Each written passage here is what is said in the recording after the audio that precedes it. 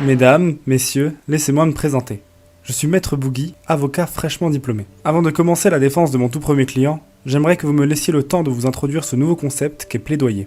Ce format a pour but de vous convaincre de vous intéresser à des œuvres qui, selon moi, méritent vraiment votre temps, ainsi que de dissiper les éventuels préjugés que vous pouvez avoir à leurs égards. Vous pouvez également vous servir des vidéos de ce concept, si jamais vous souhaitez faire découvrir à vos proches une œuvre dont je parle.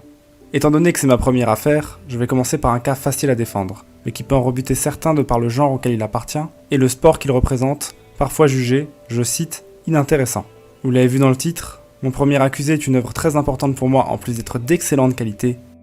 J'ai nommé IQ.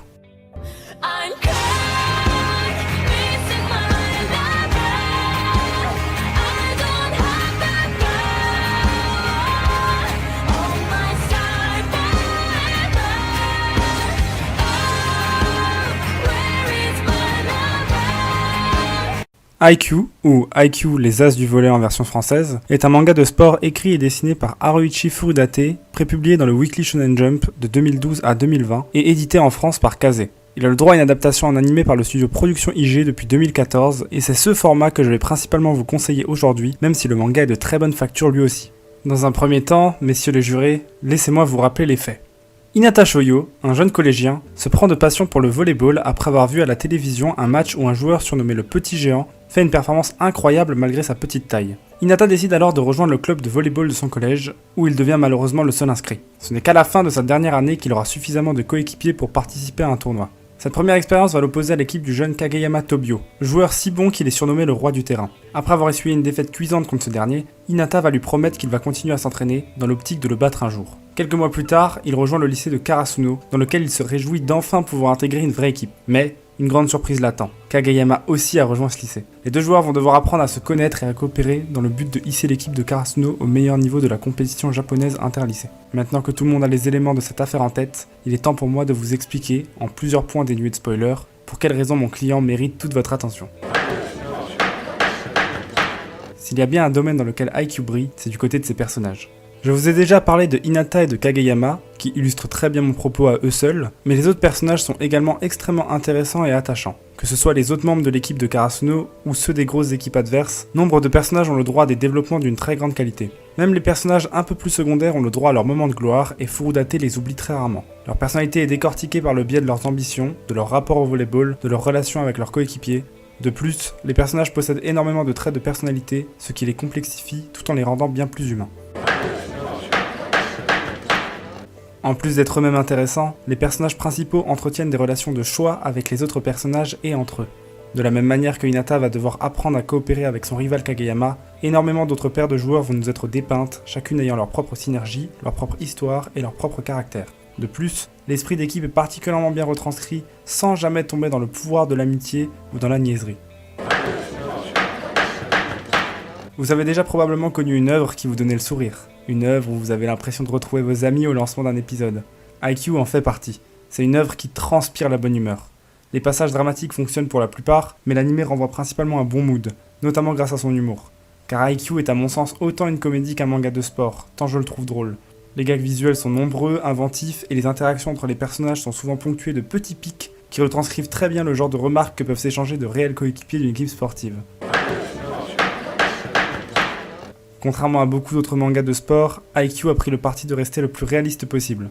Pas de ballon en feu, pas de service depuis le ciel, pas d'attaque en forme de dragon, quasiment tout ce que vous verrez est possible dans la réalité. D'ailleurs, énormément de vidéos s'amusent à comparer les actions de l'anime avec celles de véritables joueurs pros. Alors, je vois certains d'entre vous venir, donc permettez-moi de vous couper l'herbe sous le pied. Ce n'est pas parce que les matchs sont réalistes qu'ils en deviennent moins intéressants, c'est tout le contraire. Les gros matchs de IQ sont d'une intensité rare. Votre cœur fera des bonds dans votre poitrine dès que la balle s'approchera du sol et vous vibrerez totalement aux côtés des membres de l'équipe de Karasuno. Le réalisme vous fera d'autant plus ressentir la fatigue des joueurs, tout en rajoutant un fort aspect stratégique au match. Certains points m'ont déjà fait me lever de ma chaise tant j'étais pris dans le feu de l'action. Et, pour répondre à certaines personnes, le volley est loin d'être un sport inintéressant à regarder. La balle peut tomber au sol à tout moment, donc on est constamment à l'affût et les performances hors du commun peuvent prendre une tonne de formes différentes. Donc jusqu'ici, l'œuvre possède un fond incroyable, vous l'avez bien compris. Mais qu'en est-il de la forme ? Eh bien, là aussi, IQ excelle, et je pèse mes mots. Son adaptation est de très très bonne qualité. L'animation est excellente, la bande-son est une véritable masterclass, son compositeur Yuki Hayashi ayant notamment aussi composé les OST de My Hero Academia. Les seiyuu, comme très souvent dans le milieu de l'animation japonaise, incarnent tous parfaitement leurs personnages, ce qui rend ces derniers d'autant plus vivants. Ne serait-ce que pour sa qualité visuelle et auditive, Haikyuu mérite que vous lui laissiez sa chance. Enfin, je me permets de dédier une mention spéciale à ces high catch, qui sont probablement mes préférés tout animés confondus, tant ils sont variés et inventifs. Donc, messieurs les jurés, madame la juge, laissez-moi résumer. Haikyuu est un animé drôle, touchant, avec une animation géniale, des musiques incroyables, des personnages intéressants et attachants, qui vivent des amitiés bien écrites, des matchs réalistes et intenses, et qui vous donnera le sourire en plus de vous galvaniser. Même si vous avez du mal avec les animés de sport, Haikyuu a encore énormément de choses à vous offrir. Non seulement il est loin d'être coupable de tout ce dont on l'accuse, mais il est également un must-see pour les amateurs de comédie, de shonen, de bonne réalisation, de mise en scène, et évidemment, de manga de sport. Je serais ravi d'avoir permis à au moins l'un ou deux d'entre vous de découvrir cette œuvre si particulière à mes yeux, qui m'a rempli mes semaines d'entraînement de volley. Ceci étant dit, j'espère sincèrement, mesdames et messieurs les jurés, que j'aurai su avec ce plaidoyer vous convaincre de l'innocence, mais également de la bonne nature de mon client ici présent. Merci. Cette vidéo est maintenant terminée, j'espère que ce nouveau format vous a plu. N'hésitez pas à partager la vidéo à vos amis si vous souhaitez leur faire découvrir Haikyuu ou même la chaîne. J'en profite pour rappeler que la partie 2 de la saison 4 est prévue pour octobre. N'hésitez pas non plus à vous abonner si ce n'est pas encore fait. Vous pouvez aussi liker la vidéo si elle vous a plu et la commenter pour me dire ce que vous en avez pensé. On se retrouve à la fin de la semaine pour la review du Jump et sur ce, disparition! Let's